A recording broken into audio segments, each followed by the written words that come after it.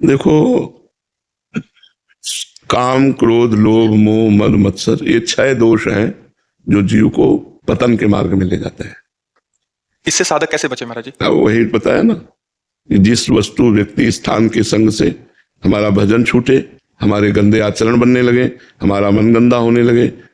चूंकि क्या होता है, इन अवस्थाओं में जैसे भजन मार्ग में चल रहे और साल भर से संयम में है, मन को एक जलन होती है, उसको भोग चाहिए। खुली बात समझो, मन को विषय चाहिए। अब कोई विपरीत शरीर वाला पुरुष को स्त्री मिल गया या स्त्री को पुरुष शरीर वाला मिल गया और दोनों साधक है, दोनों संयम में चल रहे हैं, पर दोनों का जे ही मिलन हुआ तो हमारा तुम्हारा पूर्व का संयोग है और फिर वो गलत आचरण शुरू हो जाते हैं। तो हमें लगता है कि इसीलिए गुरु आज्ञा में रहना अनिवार्य है, गुरुजनों की आज्ञा में रह करके कि अगर ऐसा है कि भगवान का हमारा आपका संयोग है तो चलो गुरु जी के पास और उनसे हाँ करवा दो।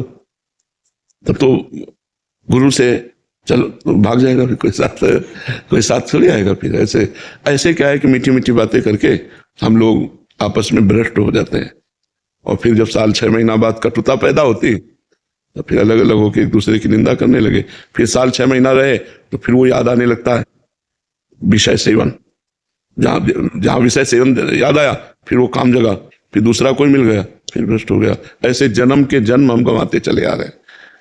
बहुत मिठास है सोचने में। ध्यायतो विषयान पुंसान संगात तेषुपजायते संगात संजायते कामा। ये बात बहुत समझनी साधक साधिकाओं को कि अगर आप वास्तविक भगवत प्राप्ति करना चाहते हैं और विपरीत शरीर का संग करेंगे, स्त्री शरीर का संग पुरुष शरीर का स्त्री शरीर, तो बचना असंभव है। चाहे जितनी कसम खा लो और चाहे जितनी पवित्रता से रहने का नियम ले लो, बच नहीं सकते। आज नहीं तो कल, कल नहीं तो परसों आप भ्रष्ट ही हो जाएंगे।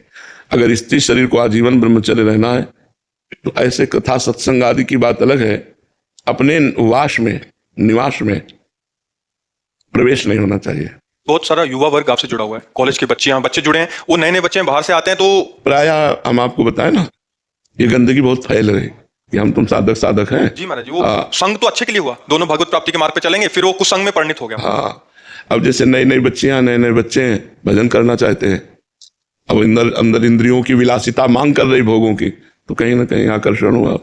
वो भजन नहीं, वो पर बचना चाहे तो बच सकता है। जब आप ही नहीं बचना चाहते तो कौन बचा सकता है? जब आप ही भ्रष्ट होना चाहते हैं, बिल्कुल लकीर खींच दे और भगवान का भरोसा रखे, भजन करे तो बच जाए, नहीं तो मन